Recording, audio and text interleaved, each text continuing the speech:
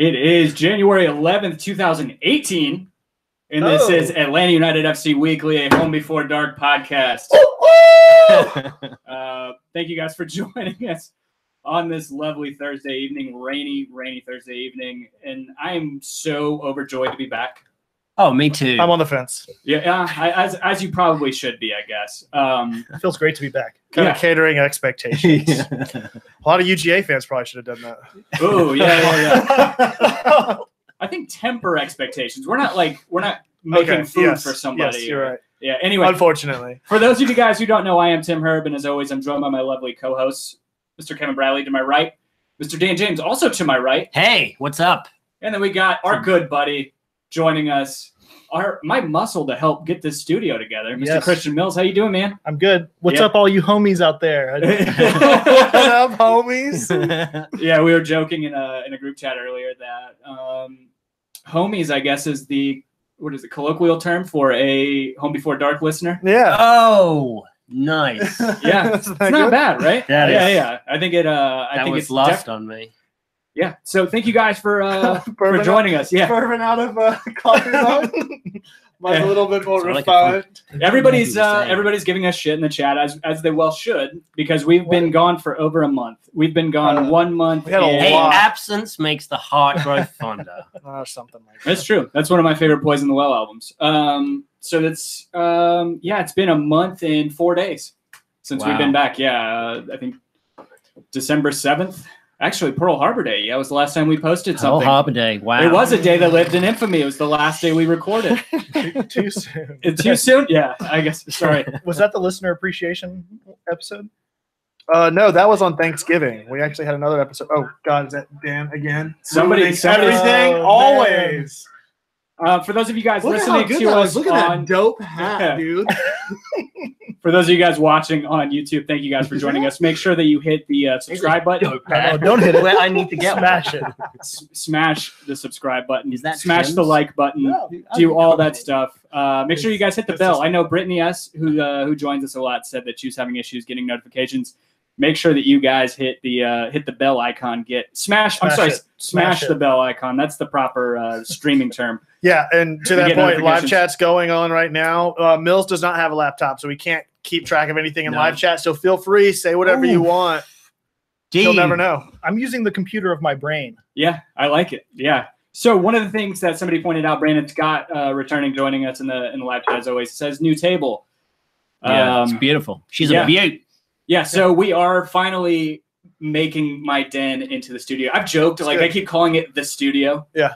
It's not necessary. It's not going to be like the we can only hope to be the Cooligans and be in that crazy live studio on top of Madison Square Garden. Tim, they don't have this. I just bought $2,000 in styrofoam egg crate that I was planning to bring next week to just line the walls with this thing. Yeah, you sound like Kyle Tate. Yeah. I have been bragging to everybody today. Yeah, I'm going to the studio later to record a podcast. So. I do like the new table though.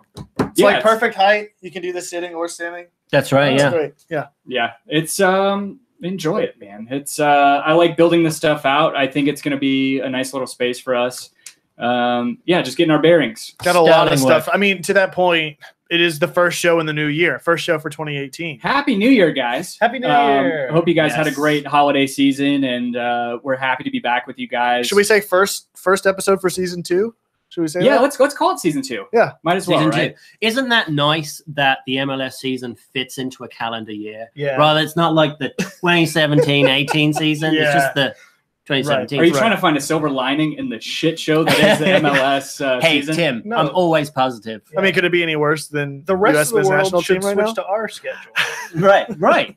Yeah, I agree. Yeah, the rest of the world should switch to it. I got a couple housekeeping notes to get. Oh, we got a new review. Oh yeah, we do have a new review. Like I said, if you guys are watching on YouTube, thank you. We love chatting with you guys in the live chat. And hit the subscribe, smash the subscribe. But also, if you guys are listening to us on iTunes, every week we make sure that we read your guys' review, no matter how silly the review is. Leave us a rating, a review. We'll read it out on the show. We're actually going to be. Do you want to go ahead and announce that? No. What we're going to be doing? We have some cool giveaways. We have a lot of stuff coming up in season 2. It's going to be bigger and badder and better. We got. I mean, the baddest of them all. It's going to be the baddest of them all. we all have. It's funny. Christian came over, and I'm looking through that calendar, and he's like, "Yo, you working on work stuff?" I'm like, nope, that's all for the podcast. We literally have calendars printed off for this entire year, and stuff that we have planned, stuff that we want to do, and some stuff that we have planned for people that leave us reviews and support the show. So, thanks for all of that. What about those of us that subscribe on Google Music that does not do reviews? Well, I don't know. We'll have to ask for some special favors, I guess. Find a surrogate. Find a surrogate. Yeah, that's what Jay Riddle did. He found a surrogate. Our boy Philly Gunner on Twitter left Jay's review on his behalf, and it was pretty great. Another housekeeping note along with that, I wanted to tell you guys that Terminus Legion, who we're going to be doing a lot more stuff with this year, I'm happy to announce. They have a couple things going on. They have Terminalia this weekend. It is at Topgolf. January 20th at 12 p.m. And then on January 27th, no, I'm sorry, I got the dates wrong.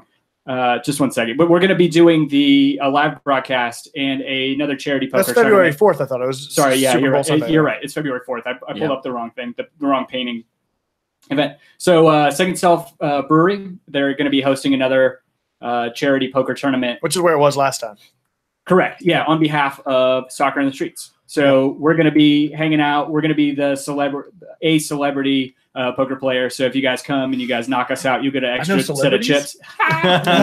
No, I mean no. They just needed some warm bodies that they could place at some tables. Yeah, take it with a grain of salt. So going to be watching the Super Bowl. Watching Atlanta in the Super Bowl, which is going to be awesome. Finally winning it for once. I'm for sure going to be there. I don't know if you guys have committed 100% yet. I should be there. We'll see for sure. But if you guys want to participate, we'll be there in some capacity. Mm-hmm. Yeah, if you guys want to participate, go to Terminus Legion's Facebook page. You guys will find all the information there. It is called TL Second Self Sunday, painting, poker, and throw ball game. If you guys are poker heads, go ahead and get in. Tables or the seats are going to be taken up pretty quickly. It's $25 to participate. They do give payouts at the end, and then proceeds will also go to a good cause at Soccer in the Streets. It's a fun time. I mean, we had a good time. We're going to be set up there. We're going to be recording. We're going to have a lot of people coming in and out and recording with us. Yeah. What is throw ball? It is.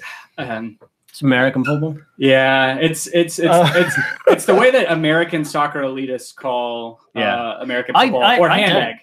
Or hand egg, yeah. Oh, you weren't making a joke. It's American football. Yeah. That's what Kim was making a joke. Okay. Yeah. So he's a soccer elitist. I feel like we made a mistake bringing Christian in. Hold on, just 1 second. What? I'm just saying we like to listen to our viewers, and we have Kendrick Brock saying now that Mills is on the show, I have to leave you all a 1-star review. That's a good point. Oh man, Kendrick. Yeah. Man, we do have the 5-star review to get to. Yeah, roll tide, by the way. If we're going to talk live chat. Yeah, that's true. We have a lot of Alabama supporters in our... You might have noticed some new colors on the microphone topper, some Clemson orange on this side, some Alabama red over on this side. Oh, I didn't even think about that. I'm trying to a red coat red soon to be on Dan's side. I'm trying to do Home Before Dark colors, and I messed up. So orange and red. Good grief, Dan. Jesus. All right, so who do we want to get to read?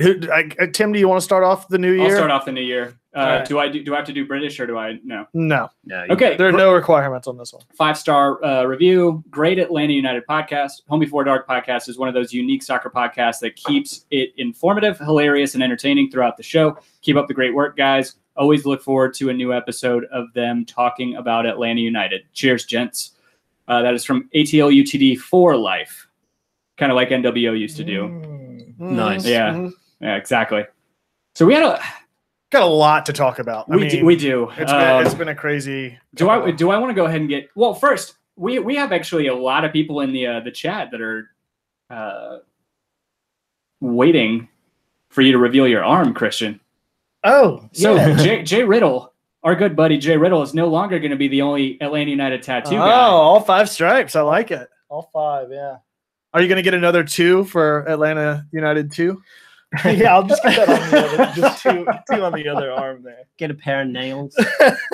Yeah, exactly, like a Roman numeral 2, Yeah. but with golden spikes. I saw some mock-ups of the golden spike, and it looked pretty cool. I can't hear anything anymore, so. Okay, yeah. I don't know if I'm coming through, but I saw some mock-ups on Twitter of a new Atlanta United 2 logo with the spikes, and it looked really cool. I think Iron Tooth did them. They do. Oh yeah, the orange ones. Yeah, I like those. I thought those looked pretty sweet. Is that any better, Christian, or no? Yeah, that's good. Okay, cool. I just want to make sure you guys are hearing that. Should we talk about the new team? Yeah, absolutely. Do you guys want to get it off on that? Or yeah, absolutely. I mean, it's already on the table now. So. Started off on a good note, and then I'll end it with my USMNT. Just fine. Just pick a spot. Pick a spot in here and get it over with. Yeah. I mean, I'm not going to lie. I was kind of disappointed. I think the logo kind of sucks, but hopefully it'll grow on me. So when I first saw the original Atlanta United one, I was like, oh, I don't really like it. But, I mean, watching the play on the field, watching the team, now I freaking love it. Well, I thought I didn't like – or I thought I did like the logo at first, and then it was mentioned to me that it almost looks like a healthcare logo. With the little with the snakes around. Yeah. And now I can't unsee that part of it. Yeah, now you've destroyed it for me as well. Exactly. But yeah, the 2 thing. I'm not. What about the names though? I kind of like some of the alternate names for it, like the 2s, the A's. Well, I saw Atlanta 2-United, which I kind of like. I like that. I think that's a good saving grace for it. But Atlanta United 2, I'm just not on board with. The double A's.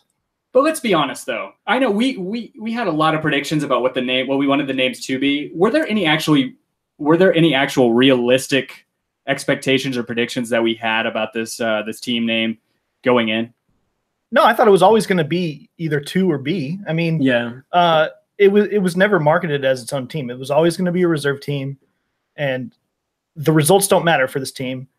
The attendance doesn't even matter for this team. All that matters is that we're getting the young guys experience before they move up to the senior team. And so that's why I'm completely okay with it being a 2. True. I think the results do matter, though, because if they're not winning, I feel like if they're just shit in the bed, then I'm a little bit worried about the players' development. I don't think they're going to just completely shit the bed because I don't either. Our academy is so good. Yeah. That I think that we can bring these kids up and then they'll be really good right off the bat. Right. We already have a solid 8 probably in the academy that we can go put into a USL team, whether or not they're starting or playing off the bench. I mean, you got 2 MLS caliber. I still believe, even if it's at the lower end, we still have 2 MLS starting or at least regular substitution players, rotation players that are ready to hit the field for the second team between Andrew Carlton and Chris Gosling. Yeah. And then you have the guys coming up that are getting called up to the U squads like Justin Garces, and then you have what is his name? George Bello. And then I mean there's so much. There's not we're not without talent at that level. And having 16-year-olds play against grown men is going to do wonders for their development, I think. So it's going to make them or break them. Yeah. We'll know immediately who's going to make it in the next level and who won't. Yeah. I guess my biggest issue, I mean, all of these things are good points, but back to it just being called 2, I guess my biggest issue with it was just an identity thing. And you make great points. It's not ever going to have to be its own thing. And in a lot of ways, at that same point, though, Gwinnett Braves don't really have to be their own thing either. Right. And yet they still have their own identity. And I think that there's a way to do that from a branding and marketing standpoint for a team like Atlanta United that's been so creative with that stuff. And also, isn't there a whole thing that's coming out with all the teams in USL that have the number 2 on them are going to automatically go to Division 3 or something like that in a couple of years? Right. Yeah, and that's so it's just like, why not get ahead of that and automatically establish something? Because it goes a couple of ways. I think it's unoriginal, uninspiring, which whatever. But the other part of that is there are going to be a lot of people showing up at Mercedes-Benz with Atlanta United 2 tickets thinking that they can get into a game. You really think so? I think so. I absolutely agree. Really? I mean, or I absolutely You agree with yourself? I absolutely guarantee that it's going to happen. Like, I have well, no they're probably the Orlando fans. Because there are people that did that for Gwinnett Braves showing up at Turner Field. Oh, yeah. It happened a lot. I guess you just can't help stupid. No, you absolutely can't. But well, no, funny note on that. I was walking into the stadium, not to put one of our buddies and fellow podcasters on blast, but Josh Bagriansky from Mouse of the South, he and I were walking in. I was tailgating with him one day, and he comes. We get to the gate, to the turnstiles, and they're scanning his ticket, or he's scanning it because it was self-serve, and it's not working. Not working. He's like, all right, I got to call somebody over here. And they're looking at it. Nobody can tell what's going on. And I looked over. I was like, that's a Bobby Dodd ticket. Yeah. He kept his placard. He kept his placard from the Bobby Dodd games. So maybe I wouldn't put it past, because Josh is a smart guy. That's a much more honest mistake than going from. I mean, it's just one of those things.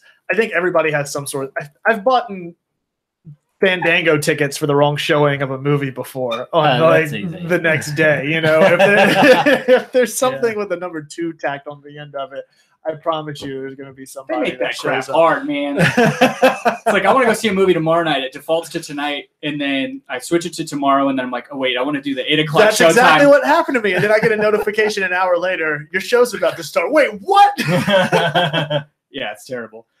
So yeah, I mean, my issue is just with the branding thing, because the marketing's been so great. Branding wise, there are legitimately 3 options that we could have gone with, right? That were actual legitimate options for this, at least in my estimation, and that's Atlanta United 2, Atlanta United B, or Gwinnett United. I of those 3, Gwinnett United makes much more sense to me. But then there's potential with the or team or Duluth United, the training ground. Like, they may not always be at Cool I don't Ray think. Field. Yeah, I don't. I think I think Cool Ray Field is a temporary thing. Do you think they're going to end up playing out? Come on, it's baseball, man.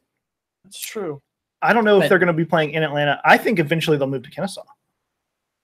You think they'll play where the Swarm plays at? I don't know. Share that field? I thought the Swarm plays at not the Cobb Energy Center, but the one up in Duluth, right? Yeah. The Duluth something or other, but that might make sense. But I think those teams go simultaneously. I don't think that's big enough. Yeah. The Infinite Energy Center. Yeah. Yeah, I don't think it's big enough. Gotcha. Yeah, probably not. If it's fit for hockey and for lacrosse, it probably isn't. Yeah, you're right. It's an NBA, or not NBA, but basketball, lacrosse, and. But we see teams that kind of get their footing on baseball fields. Yeah. Speaking of which, our season opener against Nashville SC. So excited! I know a lot of people are going. Preseason opener. Is that now? What did I say? Season opener? Yeah. I'm not preseason opener. Yeah, I think you did anyway. And then we have that, and then we're followed up by the Carolina Challenge Cup coming up on the 17th, 18th, 19th. Is that right? I think it's over 2 weekends. So, okay. Wait, guys, let me check my calendar here. Oh yeah, he does have a calendar, but it's going to be Atlanta, Columbus, Minnesota, and Charleston. Correct? Yes. Those are the 4 teams, and they all play each other. Yeah. Okay, yeah, that's what I thought. Yeah. Okay. February 17th through the 24th. Yeah, I don't think I'm going to make it down there, but I got tickets to Nashville. I'm very excited. Yeah. I went to Chattanooga last year. Even though you have no clue where you're going to be at. No, yeah, standing room only. I have not seen any seating chart that shows those areas, so we'll see where I am actually standing. Yeah, and the berm. I thought the Gulch was a dumb name. The berm is even dumber. At least the Gulch is a real thing, right? A Gulch is like a valley. Yeah, but the berm is a berm. Like it's also a thing. It's like a grassy knoll. It's a grass. When Dan says it, a berm is my butt. A berm. Yeah, it's the thing on my backside. The berm. Well, there's a Gulch in Nashville too. Oh, okay, right on. So yeah, I think Tim and I are we tried getting tickets today, and it was just the cheapest one was $75. I know a lot of the supporters group tickets went super quick for Terminus Legion and stuff, and the faction, and so the cheapest tickets was $75. Unless you got standing room only, even those came they were hit or miss. Like sometimes it would pop up, and then as soon as you went to go get it, it would be taken by the time you booked it. So this is fucking crazy. Yeah, and it's for a preseason game against the USL team. Yeah, well, it's because the because the only ones left were like the box seats. Right. So that's why they were $70. Still, just the demand. It's just crazy. For the tickets is going crazy. Well, it's only like a 10,000 seater, so it's not like that's true. Tons. So Tim and I are just going to take some cash and go down there day of and just get a scalp ticket. I'm sure we'll if nothing else, we'll just go get Princess Hot Chicken, some hot chicken, and then head home. Yeah, exactly. So nothing like a 5-hour car ride when you got just the hottest food sitting in your bed. Oh yeah, that was really smart of me, knowing that Princess Hot Chicken was open 24 hours. Oh god, driving back down from Indiana, stopping there at 2 a.m. belly full of hot chicken. That last 4 hours did not sit well. I came screaming into the driveway at 6 a.m. So, can I make a closing comment about the Atlanta United 2? You mean Locomotive Atlanta? Locomotive. So originally, when Atlanta United came out, I was like, "Oh, that's a stupid name." I wanted like Black Hearts, but then I realized that to make it more generic, to be more inclusive, so it can change over time easier. But what made Atlanta United has made Atlanta United very special and very specific to Atlanta, I think, is just the fans and the fans' input to that. Yeah. Like I've got so much more invested after seeing, like the Hype Depot, all these things they've put together, this Jay Riddle guy. I mean, there's a lot of personality within the fans themselves that have made Atlanta United the Atlanta United that we know. Yeah, and I think the same thing would be of the USL. I can see that, but yeah, to your point, I think it's corporate and it's professional. There's more to do about Atlanta United off the pitch than there is on sometimes. Yeah. I feel like between the fans and supporters groups and podcasts and everybody talking about it whenever the game. I mean, the game is 90 minutes a week. Yes. But the conversation is 4 and 5 hours a week at least. It's like a season. It's a season of True Detective. Right. Yeah. Exactly. But I also think that if this was released during the season when we had games and stuff to talk about, it wouldn't be nearly as big of a deal. Since it's the off season, it's like this is the only piece of news we've had in, I don't know, a couple weeks. So it's like we got to hold on to it and talk about it as much as we can. Don't worry about the live chat. We'll get to it in a second. The other bit of news that we've been kind of following over the past month, but I don't know, man. I'm excited about it, regardless of what the name is. Oh, I'm definitely excited. If nothing else, I'm excited because it's closer to my house, so I can just zip up there and come back home. So I kind of want to wait just a minute to talk about Barco. Okay. Oh yeah. I want to talk about players we actually have. Yeah, because we haven't recorded since we confirmed Nagby was signed. We haven't, have we? No. That came out of freaking nowhere, and I was elated. Hey guys, are you serious? This is like that Jim Gaffigan bit about watching Heat. Hey guys, we got Darlington Nagby. It's been a month, but wait, we want to talk about it now. Don't we have a whole Google Doc file that I set up mentioning that about show notes for tonight? Sorry, I have a hard time. I'm just making calendars and no one sent that to me. Dude, I set up this whole Excel spreadsheet about all the transfers that we've had. Okay. And rumors. Well, great. Yeah, I don't think we talked about So we talked about Nagby, and nobody's talked about Gabenga Arroyo, who could be CD. Right, he was part of the trade with the Nagby trade. He came from the Timbers. I mean, he's a capped Nigerian international. Is he really? So yeah. But he's been injured, correct, over the past few years. Right. So he was his star was on the rise in MLS, and then he took a dip because was it a knee injury? I believe so. Yeah. Just like a certain hip injury. I was about to say, just like Greg Garza. And what happened Exactly. So, I mean, I haven't seen any. We have new names in the chat, and they're saying, fuck Orlando. I love you, John Pata. Thank you for joining us. That is perfect. That's absolutely perfect. So to that point, though, we're going to be jumping all over the place. Fuck Orlando. I think that's another discussion to table, or maybe we bring Orlando. It up. We also get confirmation that Nashville will be the next, or be added to the MLS. Right. It's gonna even out the conferences. Yeah. So. Oh yeah. Because there's no Western Conference team coming in 2019, right? It's just Nashville. Right. Well, no, unless Cincinnati together. Or Sacramento, right? Sacramento Deltas are still in the Sacramento running. Republic. Or Sacramento Republic. Who's the Deltas? The Deltas were San Francisco and San Francisco. Sorry, I mixed up those. So here's what I think with Columbus, RIP, moving to Austin, they're they're probably going to go to the Western Conference, and Cincinnati will come in as the Eastern Conference. Which tags into my point, which is who's our real rival in the South now if Nashville is joining? Oh, Nashville for sure. Well, does it stick with Orlando? I mean, Nashville is the closest team of the two. However, I have such a hatred for Orlando just a year in that I can't. It's not much further, though. Orlando, it's what, another 2-hour drive as opposed to it's 7 versus 5? One city's actually enjoyable to travel to. The other, I don't think I'll ever hate Nashville. I was born there. I love the city. Yeah, Nashville's an awesome city. Yeah. It actually has like culture and history. I guess the best way I can describe it is this random swamp town. I think Orlando will be our Saints and Nashville will be our Panthers. Well, I was thinking us and Nashville will be like Liverpool, Everton, and then maybe us and Orlando's Liverpool, Man U. So I am gonna hate, or I'm gonna hate Nashville. No, it's like because that Mason Holgate kid can go to hell. Liverpool Everton is like the friendly rivalry, right? Like, yeah, I guess, and until you have Jack Rodwell going 2 studs up, and friendly like the Civil War was friendly, because it was the same city, right? Same state or same country. No, I see what you're saying, though. I think it would be a friendly rivalry. I wonder, honestly, how many diehards we're going to lose to Nashville. I agree. Because we have we have a big Tennessee contingent that comes down because we're only, even if it's just Chattanooga or the Knoxville area, you're talking 1.5, 2.5-hour drive from either place down here. And it's easy drive. That's almost as easy as coming from Johns Creek to the stadium. So right. They got a nice kit as well. Did you see that? Yes. It's a navy blue, a little bit of white on the shoulders. I like the crest. I think Michael Ruiz says it best. Nashville is our southern rival, but Orlando is our rival. Okay. Hashtag Orlando is not the South. All right. Yeah, I like that. I'm glad to see Michael Ruiz. He interacts with us on Twitter.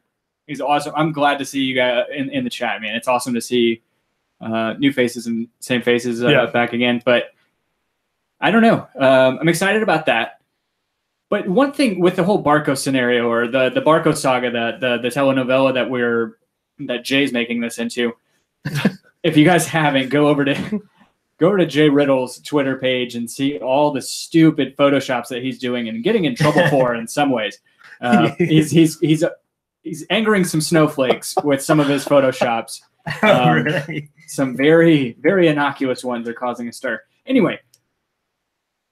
I don't even remember what I was about to say. Oh, so the Barco saga. What it's doing to me, I think, is nobody's been celebrating us signing Escobar. Nobody's been nobody said nobody said shit about Jose Hernandez signing. Yeah, right. Well, I think it's mostly because those are in a month. They're a little bit more underrated. Yeah, I mean they're kind of under the radar. Hernandez is probably going to go to USL. You say that, but we don't have a right back right now, do we?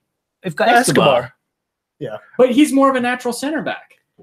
He's played on the right. So was Wong. Okay. I was going to say so was Wong.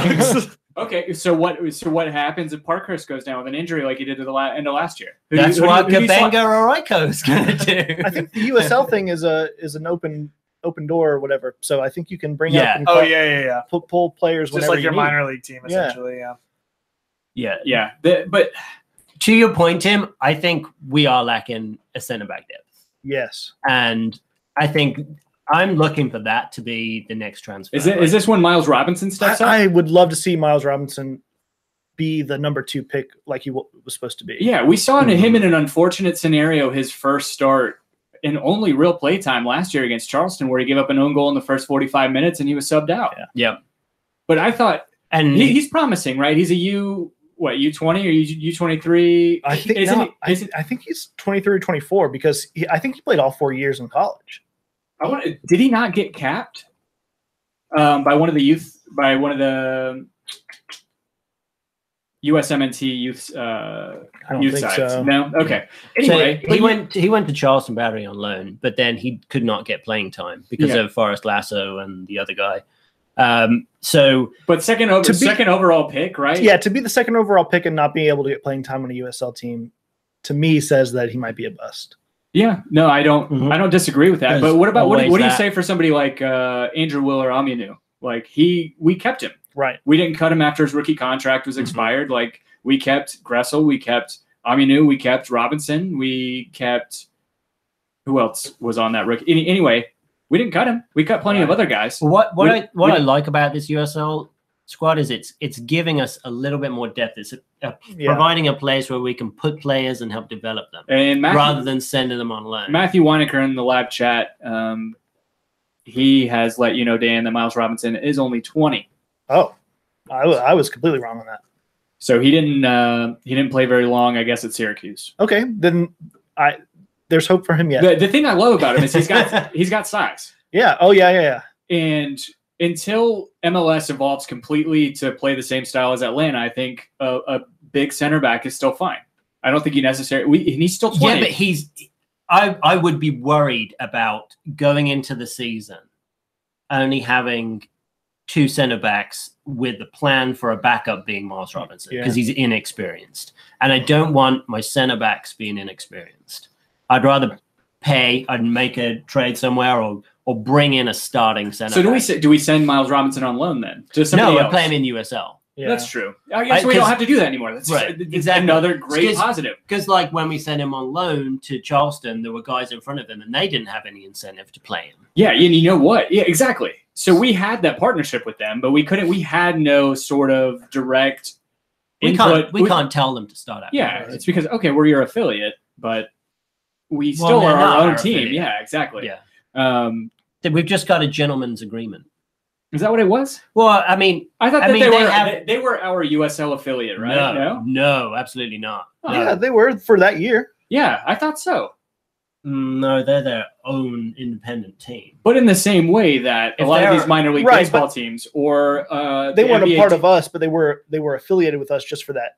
We had like a special sort of arrangement, handshake agreement. Yeah, special, yeah. So the wavy one, Jossie brings up a great point, and I wanted to bring this up too. The wavy one, the _wavy one. Oh, okay.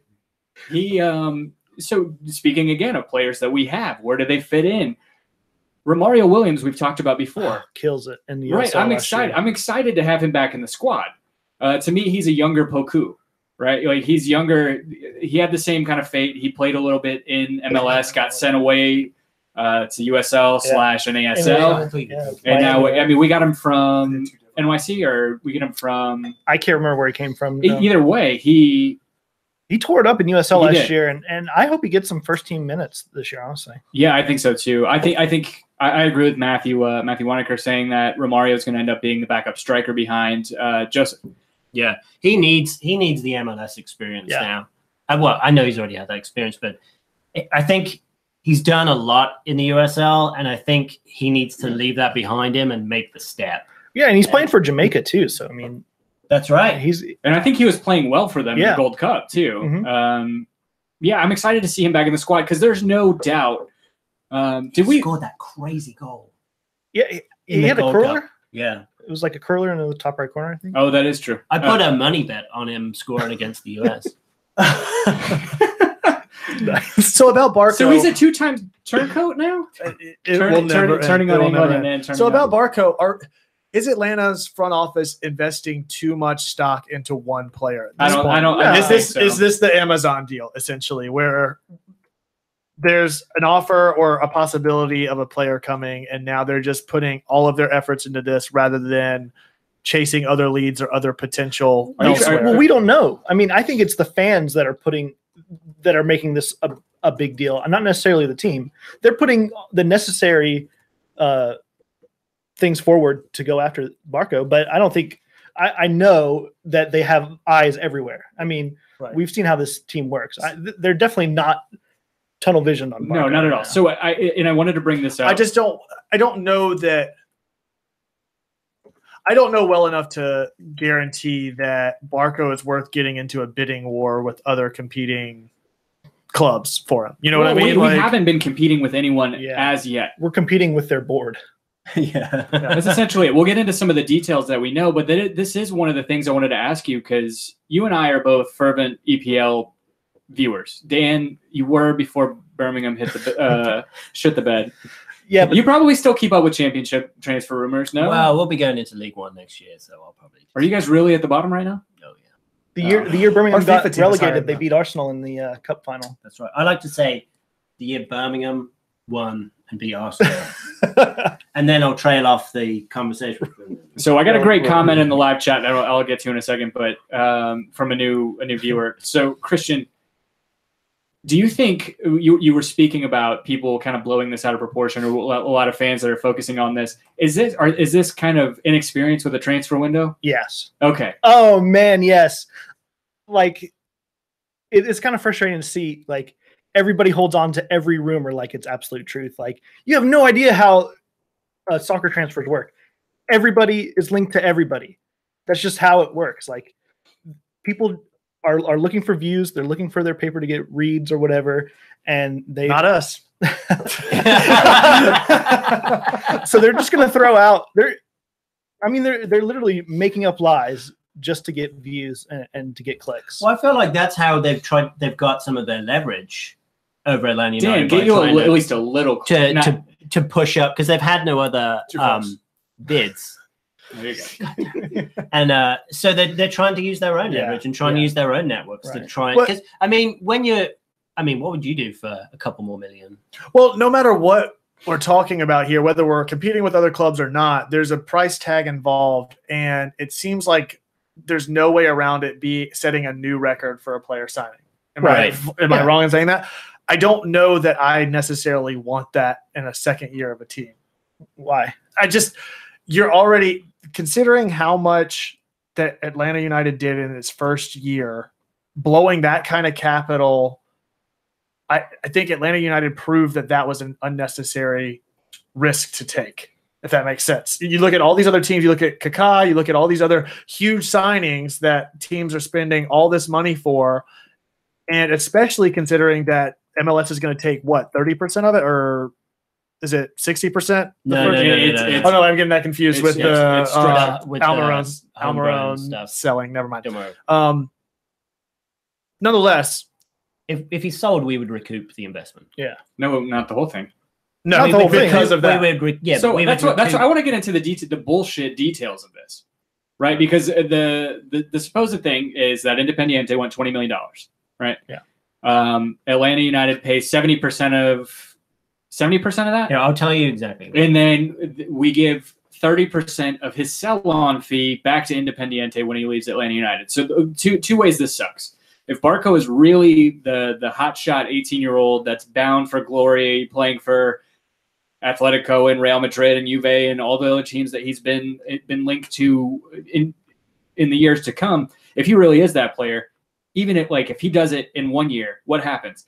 We only get a third of that transfer. We get a third of that transfer, and then 30% of what we get, I guess, would be passed back on to Independiente. We kind of get screwed on that deal. So Patrick Keenum, actually, all of my ramblings and mishaps he actually says it the way I was trying to get to, which is he'd rather give a larger percentage of the resale and have a cheaper initial price for a young player because they are unproven at that point, in my opinion. Yeah.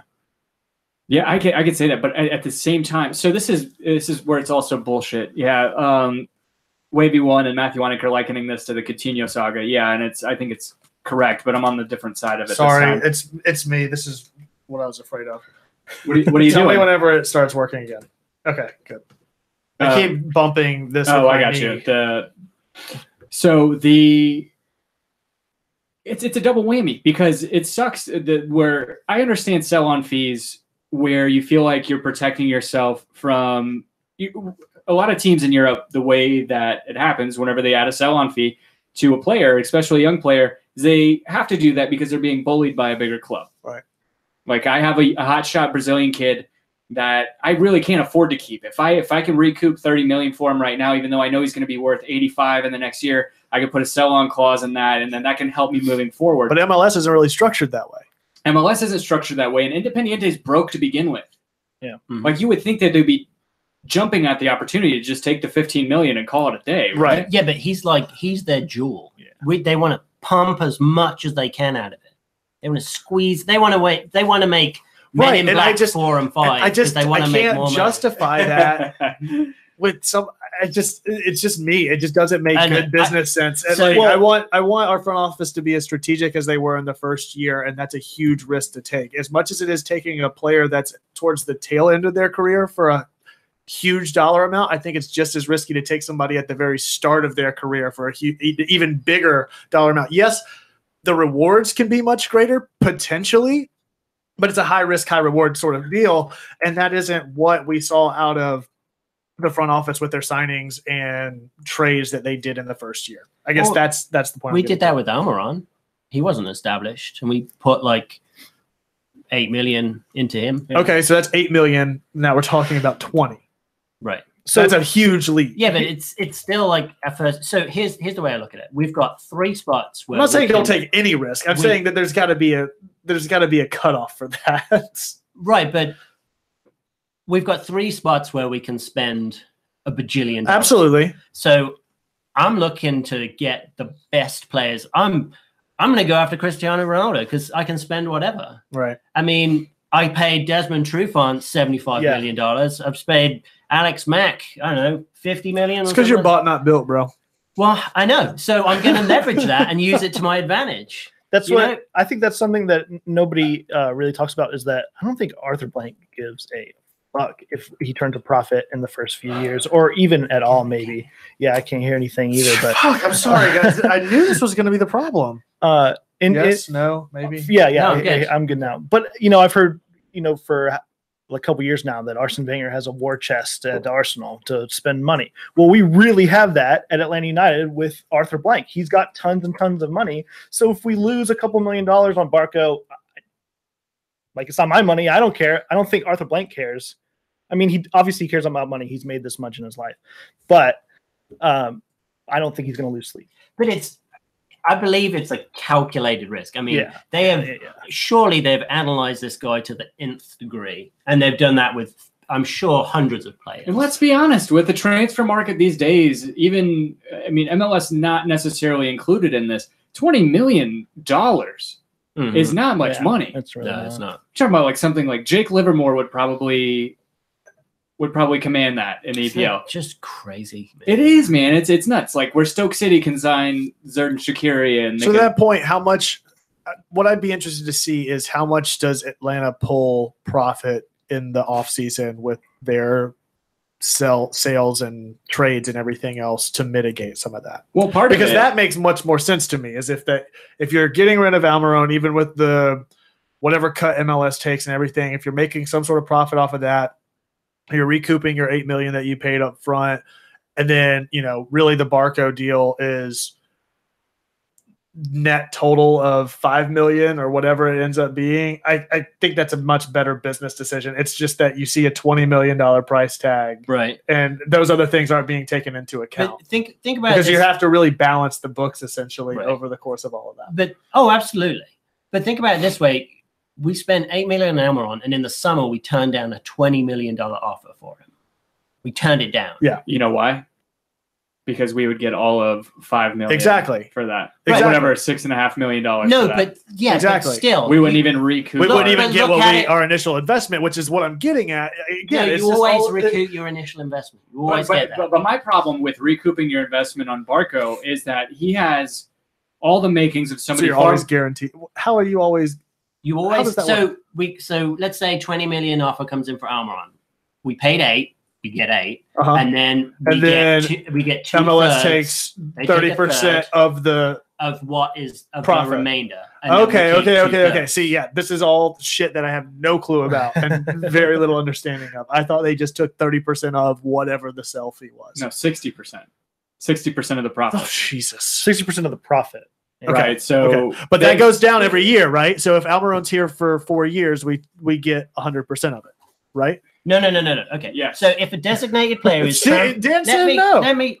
If a designated player is transferred or loaned, the club will receive all amounts of the transfer or loan fee revenue until it is recouped. All of the out-of-pocket cash payments made by the club player prior to any sharing arrangement with the league. Okay, so I got that. So after such recoup, the transfer or loan of the designated player shall be treated as any other transfer with the club receiving 2/3 of the corresponding transfer or loan fee revenue. But that goes down, I thought. Tim and I were talking about it. I thought that 2/3 goes down incrementally every year. That's for Generation Adidas players, not designated players. fuck? It's every year it goes down by a third. Does it not? This is way over my head at this point. I'm reading this all off MLS website. So typical Home Before Dark fashion. We're still behind. We're going to set up some sort of learning workshop with MLS rules. So a club shall receive the transfer or loan service revenue, including for any transaction involving a generation Adidas player or players required via the MLS Super Draft based on the number of the MLS service years. And then it goes into that gets to what I'm talking about. So if we have Almiron for he's not a generation Adidas player and he didn't come through the MLS. What the fuck is that even mean? It would be so. What's a generation Adidas player? So that's somebody who leaves college early. Oh, okay. So it's our super draft. Gressel. Oh, okay. I think Gressel played all 4 years. Yeah, Gressel did. No, but he was acquired through the MLS Super Draft. Okay, so the 60% is always for every DP. 66.66, whatever. Hey, when you're talking about 50 million, I'm going to send Barco for. But that is set no matter what. Yes, indefinitely. Well, right now. See, so Atlanta is going to come into the league. So do you think Arthur's going to say, "Hey, Don Garber"? So that this 2/3. So thing? Even more so, all right. So the highest paid player right now in the league is Kaká, right? No, he retired. Well, this past season, he was the highest paid player in the league. Yeah. And it was $12 million. Barely over Javinko, or was it Josie that was right behind him? One of the two guys from Toronto. I would say Pirlo was behind him. No, Pirlo's behind me right now. Oh, my God. Oh, because that was $12 million. He named your dog Pirlo. He was signed for $12 million, right? Wasn't his signing for $12 million? Who was that? Kaká. I don't know. He sucks. I think it was 12. I think it's 12. What I'm getting at is now we're seeing a leap of $8 million, which is I agree. A 70%. I mean, that's 70% of what the highest paid player was last year is now jumping up to $20 million. And if you know that 60%, no matter what you do with that player, do you expect to see that kind of leap every single year for the top paid player to be even? I mean. No, there's every chance that he could come here and he could be a bust. Exactly. But you got to take those risks. Yeah. Hey, if you're trying to bend the landscape of American soccer and MLS, you got to take these kind of risks. And by the way, I don't think that Kaká was a transfer. I think he was a free signing. And Miguel Almiron, according to transfermarket.co.uk, Almiron's the most expensive incoming transfer in MLS history. But Kaká was still a DP, though. Yeah, sure. Yeah, he got paid a lot, but the transfer fee to bring him here, there was none, I don't think. I think he signed on a free. I don't think that's true. No? Am I wrong in saying that? I have no idea. know what? That's really... the reality of him stopping playing is really shitty for Orlando because they don't even get the benefit of selling him and making that money back. Yeah. The reality of a retiring player just got really depressing from a dollars and cents standpoint. Oh, you are. Yeah, he got loaned to Orlando City, and then he stayed. He signed a contract. You're right.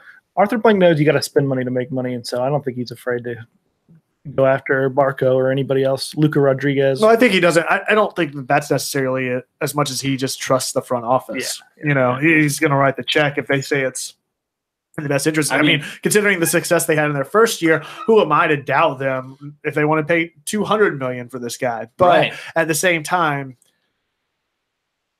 it's just a risky move in your second year. Yeah, but it absolutely is your risky. Second year. In Darren, we trust. Yeah, but it's not going to destroy a team. It could be like down year. Okay, so and then the other part of this is that means that we have to free up a DP spot to sign him. Yeah, I think that was always the plan. Right. But so we're just going to pay down Tito, or you have to give him a new contract. So that was going to be my next topic: is what happens with the 3 spots that we have now? We tear up Villalba's current contract. We give him a new one, and make him not a DP. Well, with the new TAM rules, we have enough to pay down. What about the GAM? What about the GAM rules? Oh my God, I can't. But I feel like we have the owner that gives us the wham money. Walking around money because he's just got it lying around. We got TAM, you guys got GAM, we got Wham. We got Arthur Blank. I was about to sing Last Christmas. This is a good discussion to have with bourbon. Did you want some bourbon or beer? No. Yeah. Yeah, I'm all for it, man. I honestly am all for it. I think he looks like he looks every bit the player that he's being described to be. I'm just playing devil's advocate. I'm on board with it, but I think it's definitely a risky move. I think if you're going to risk it, I would rather risk it with a younger player than an older player. Yeah, absolutely. You know? So I think it's good to question it. Yeah. Michael Ruiz has a great point in the great little tidbit in the live chat. He said, just a heads up for Atlanta United fam.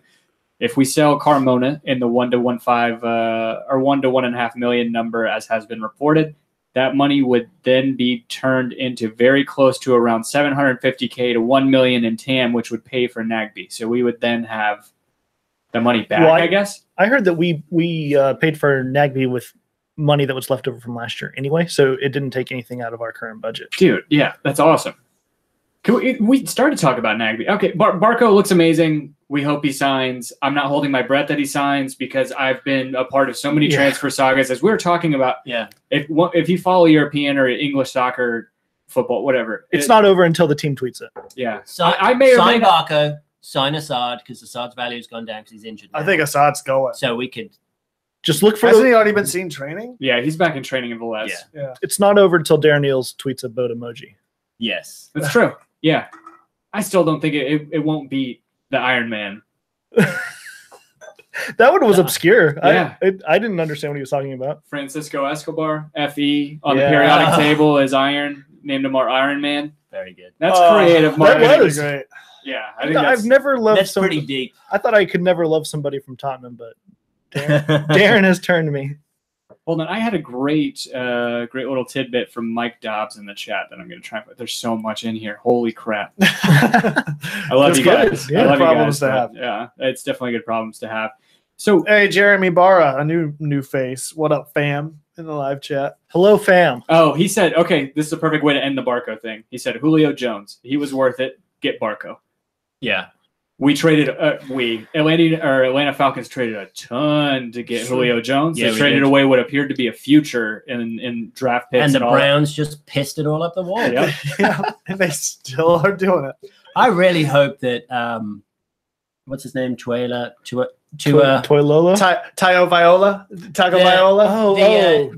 Tua Taco Viola? The high school kid that destroyed UGA. Hawaiian Punch? I really hope that he does not go to the Browns because he looks so exciting. Yeah, I know. That's the thing, though. He's just going to waste away at the Browns when he finally goes to the draft. So, John Pata says, how bad do we need to find a Carmona replacement now, though? I don't think he's going. I think he's staying. Exactly. I think so, too. And it's kind of a moot point talking about the TAM and GAM and all that stuff coming back from that transfer. And I would much rather keep Carmona than get any sort of nominal transfer fee for him. The dude was the glue that kept the team together. If he goes, we gotta get a transfer in to replace him because I don't think we have anyone. He is the unsung hero of last year, and I think him and Nagby as center mids is going to be very sweet. That's going to release Almiron on the world. Mm-hmm. Almiron's just going to go. Yeah. It's going to be crazy. So to go back to we fully expect it, and I don't want to jinx anybody. Just knowing how soccer works and the grueling schedule and all that, and just the intensity. We're going to lose Joseph Martinez or Gressel or Almiron for a couple games at some point during the season. Right. Yeah. Injuries happen. Yeah. Well, international breaks. Injuries. U.S. Open Cup we're going to get. So who do you guys want to see a lot more playtime from, or who do you guys want to see us develop in those roles in those times? We already talked about Romario Williams coming in. For sure. Does he compete with Brandon Vasquez for time? And if so, if you're playing the both of them, does Romario Williams play more of a recessed role where Almiron is? I think if the front office had any idea that Romario Williams would be as good as he is, then it would have been Brandon Vasquez going down to USL instead of Romario, and Romero would have stayed up. Oddly to me, Brandon Vasquez played a lot on the wing when he came in as a sub last year, which I don't think is his strongest position. I think he is a striker. I mean, he's got the size as a striker, and I thought it was a nice diversion tactic to put a big guy on the wing and just let him kind of bomb at you. Yeah, I mean, get red carded, right, Kevin? God, why even just give him a chance, bro? Honestly, I really like Brandon Vasquez, and I think I see a lot of potential in him. So, to me right now, Brandon Vasquez and Romero Williams are pretty even. So we'll see what. Yeah, but I think I would prefer to see Williams though. Yeah, me too. Over Vasquez, I think Vasquez needs time in the USL. Yes, I think Romario Williams is a little more refined player, and Vasquez is pretty raw still. Yeah. Carlton seems like a cop out at this point, but yeah, I mean, everybody wants to see him. Yeah. Chris Gosselin. Do you expect to see them? Yes. In MLS? Not initially. I think as the season progresses and we do see some of those injuries, some rotation, some international breaks, then we will see Carlton. I don't know if we'll see Gosselin because we do have like Lorinowitz backing up Nagby and Carmona as a center mid. Well, we could see Gosselin, I guess, but we still have McCann. I think we'll definitely see him in the Open Cup. Yeah, where does this leave McCann? And where does it leave Gressel if we sign Barco? Gressel's our super sub? Yes. I think McCann could stay at right back depth. Left back? Did he play left? Yeah, he played left last year, yeah. He's left-footed. We could have inverted wing backs. I don't think that's very smart, Dan. It's cool to have him turn in and shoot, but to have him defend like that, turning on their off foot on the wing is probably not the smartest move on defense. Chris McCann, he does kind of seem like the forgotten man right now. Potato, right? potato. Chris McCann, the forgotten man. He's Irish. It's a Limerick, right? He's great depth to have. He is. He's a utility guy. Well, he stepped in at left back and did great. I didn't even know he played left back until I saw him in the starting lineup, and I thought he played very admirably. I think to his credit, or to his point, I don't think he knew he played left back, right? Yeah. Didn't he say that in an interview? I don't think he did either. I think in an interview he's like, I'll do whatever I need to do. I just want to play or whatever, help the team. If he wants a job, we can throw him in a left back. And he'll do it. You know why? Because no one else can. Ruiz says he'd like to see Kratz more as a hipster pick for this conversation. Just intriguing, plus the ability to have the free kick specialist. That free kick. The free kick's great, but I don't see a lot from him in the run of play. I mean, you really don't. So I think I do. If you're in a position where you need to be in an attacking role and you're down, I think that he's lent himself much more to that play style than McCann did at that sub during that stretch of games where we'd get in a hole. They'd sub McCann in, but he wasn't pushing the play forward as much as Kratz was whenever he was on the field. I can see that. Yeah. But even let's say, I don't think you put him in for Almiron if Almiron goes down. I think you put Gressel there. Yeah. Absolutely. I don't disagree there at all. I think that Kratz deserves some at least discussion of the two. Kratz is always on the bench for me. He's earned that bench spot. I disagree with you guys about Kratz. Really? In terms of replacing Almiron, surely. I think that Gressel is far more suited to play on either wing than he is to play in the hole. I think Kratz is a much better attacking midfielder than is Gressel. I don't. So I think, but we saw Kratz succeed as a substitute in that role, but we also saw him fail in that role for when he played a game. But then we saw, I mean, the last couple of games that Almiron was out and Gressel came in and had his coming out party. Gressel was just killing it in that awesome 10 spot. Yeah, I think Gressel is the move there. But I think you have two different scenarios that you saw last year, and two completely different Kevin Kratzes on the field. And I think it was not his fault as to why that happened, because you had games where Lorenowitz was out and it was him and Carmona in the mid playing behind Almiron, right? I'm trying to remember what game that was. But when he doesn't have the defensive mid cover, he doesn't do as well. Yeah. Or whenever he has to step in and do a box-to-box role, I think Kratz is much better served to play a true number 10 role. I think the difference with Gressel is that I think that he has while I agree that Kratz is probably more aggressive in that spot, I think Kratz is more aggressive in that number 10 spot. Gressel, I think, has a more natural ability to assist and get a quick play off of the ball than Kratz does. But all of his best moments in assisting play came from the wing. From the right wing. I don't disagree there, but I think that still that just because it was on the right wing doesn't mean that skill doesn't transfer to a center position. And Romario Williams can also play that number 10 role, I do believe. Yeah. So yeah, I don't know. It'll be interesting to see the shuffle.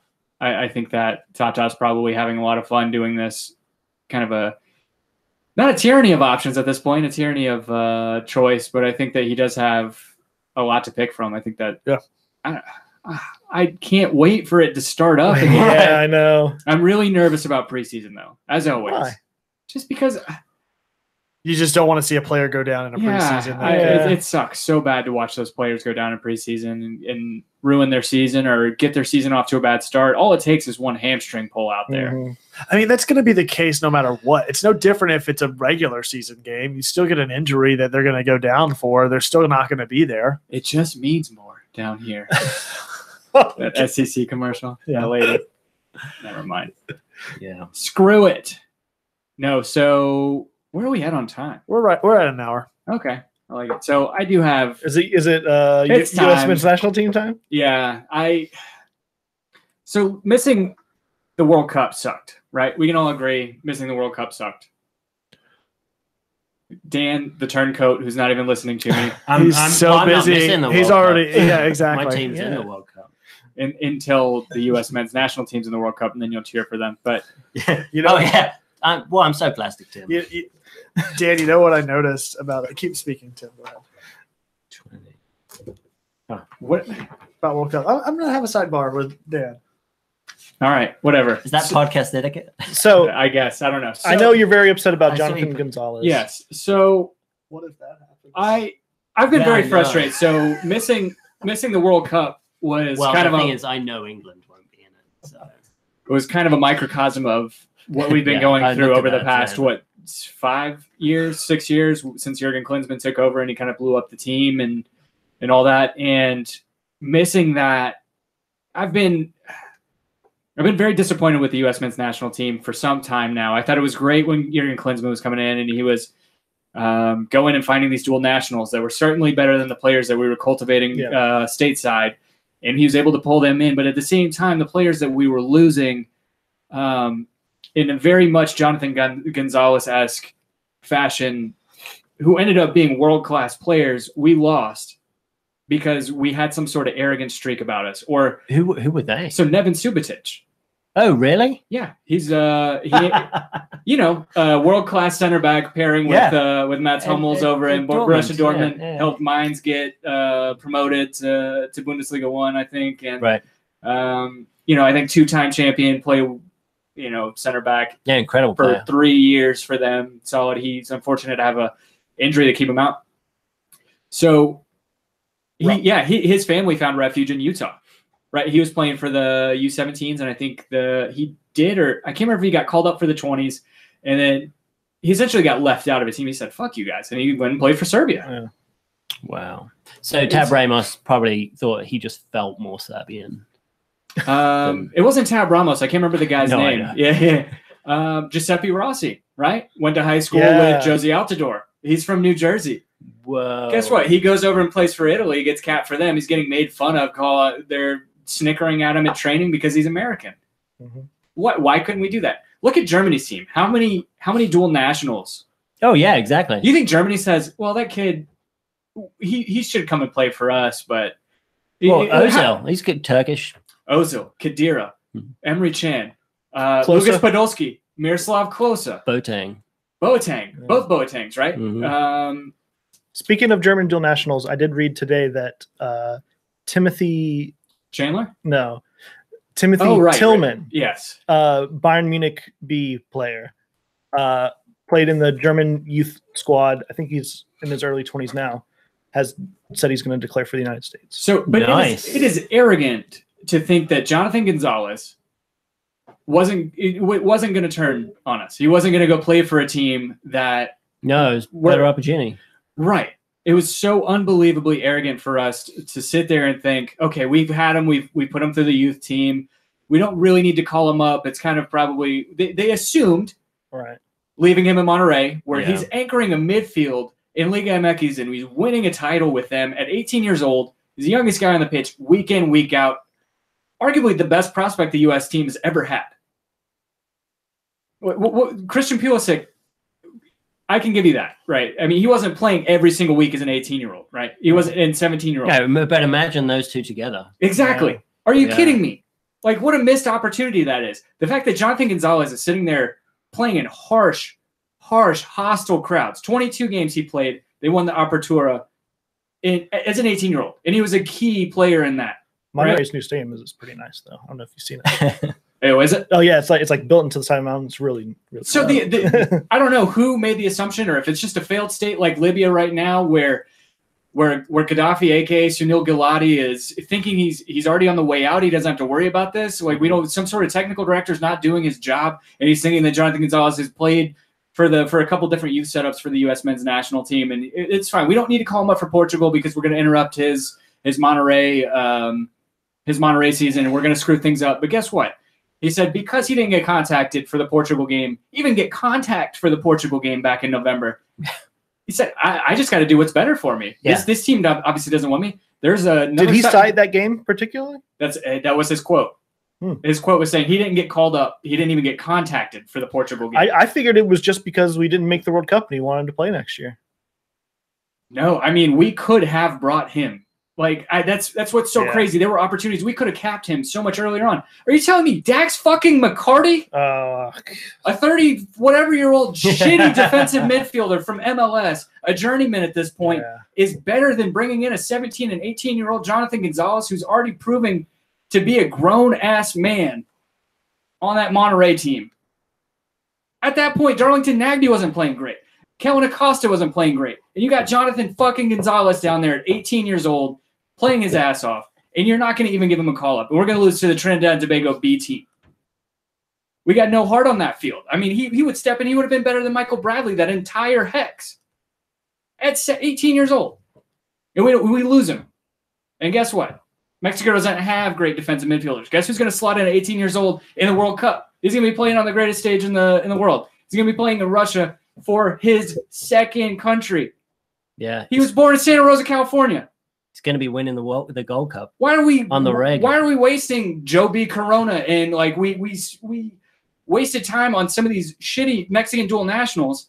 We spent the time on them to see if they were any good. We have a kid down there that's playing his ass off, and we don't even bother to bring him into the senior squad. Yeah, it's absolutely it is bizarre. You're telling so I've seen the argument that we have Weston McKennie, or we have Kellen Acosta, or we have Tyler Adams coming through. But you don't know at 18 years old whether those guys are going to get hurt, whether they're going to pan out to be really that great on that stage. Hedge your freaking bets. So to your point, he's going to be playing in Russia. He wasn't going to get that opportunity if he stayed here regardless. So how can you fault him for that if he's at least going down there? There's no fault on. Yeah, I don't think he's faulting Jonathan Gonzalez. He's faulting the United States. This has nothing to do. Jonathan Gonzalez did what was best for him. Yeah, he did the only logical thing. Right. He has his home country saying, we don't really need you for a friendly. We don't need you to play Trinidad and Tobago's B team to come in and maybe shore up some really bad defensive efficiencies that we have, or deficiencies that we have in the midfield.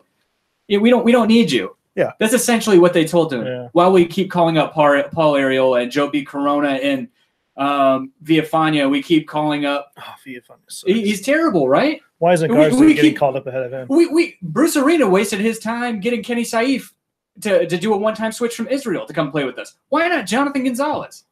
You're going to have 17-year-old or 18-year-old Tyler Adams, rightfully so. You're going to give him the opportunity to come in and play. Why don't you give an 18-year-old who's down there just bossing Mexico?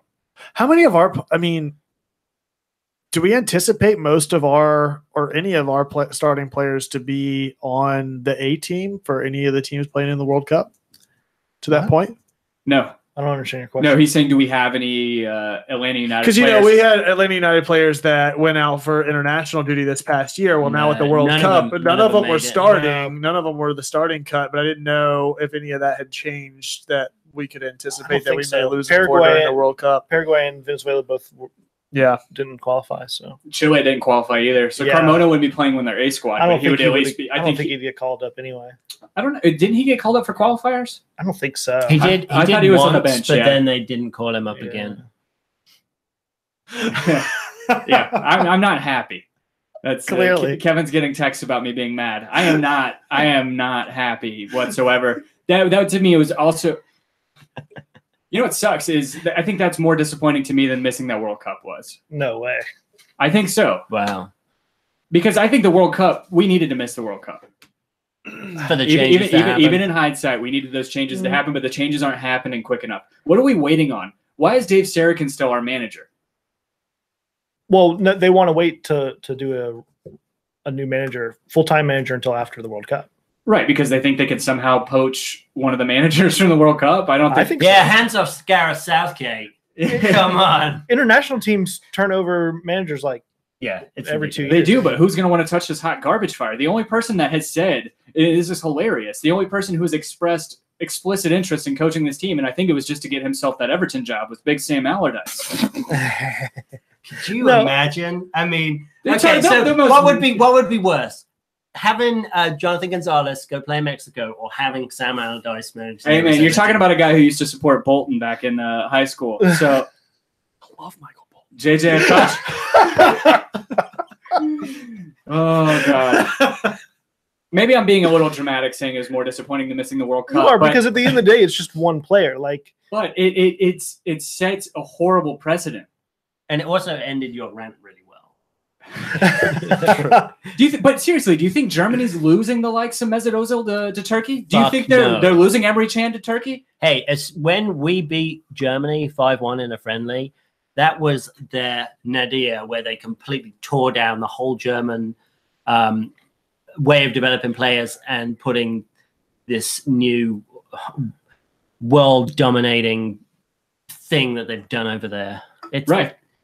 So, I mean, they've actually done it. They've actually torn it down and been really incredibly successful, which is so frustrating. Do you guys have any opinions on USSF president elections? I want to. I don't know if you guys have an opinion yet, but I want to declare my advocacy for Kyle Martino. Yeah, hashtag Martino 2018. I think he's the most sensible choice. I think he wants wholesale change. I think he's more logical than Eric Winalda seems to be.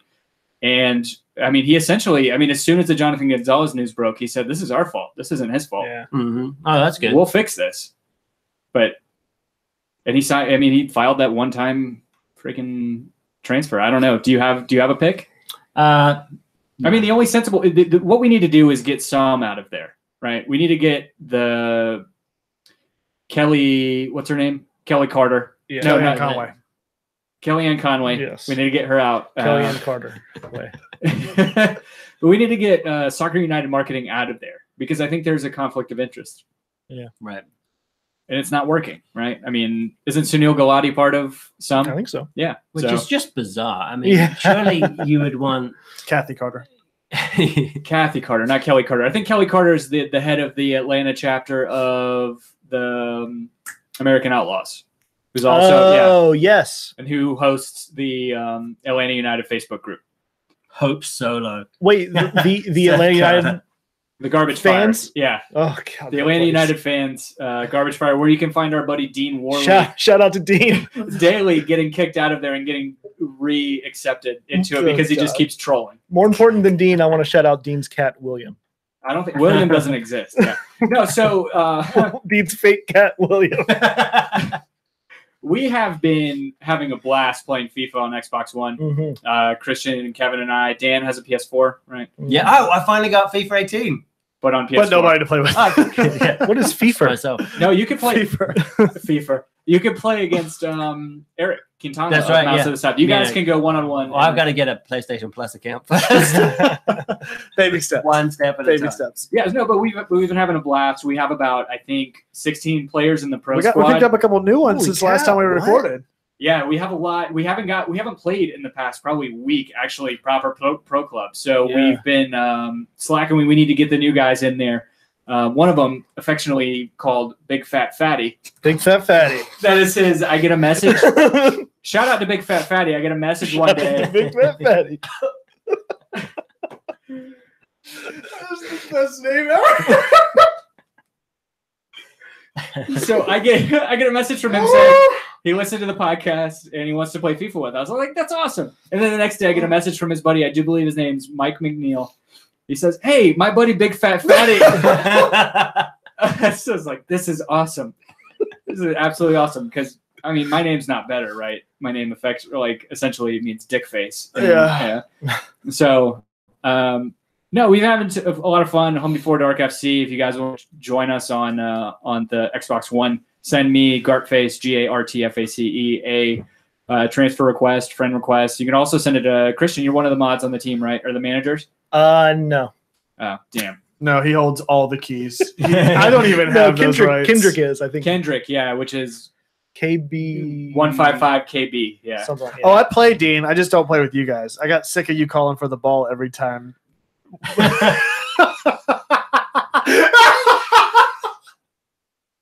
Got him. Am I right? Am I right? Oh, Jesus. God damn it. We have too much fun here, man. Oh, good God. Good God, indeed. I think it might be. No, I just haven't played Xbox in a while, so I hope to get on there a little bit more. So let's talk a little bit about 2018 plans. I know that we are running over on time. Honestly, right now it's fine. Tim, you guys just ruined all my beautiful crosses. Just can't put them in. Dean's saying I never pass the ball. I try to pass the ball. I do take too many touches. I'm not great at the game. Anyway. Let's talk about some of the 2018 plans that we have. We have a lot more live events, right? Yeah, so we're going to be doing more live events this season. Shout out to Terminus Legion. We're going to make it an effort to have a guest on at least once a month. Some familiar faces that you guys have seen.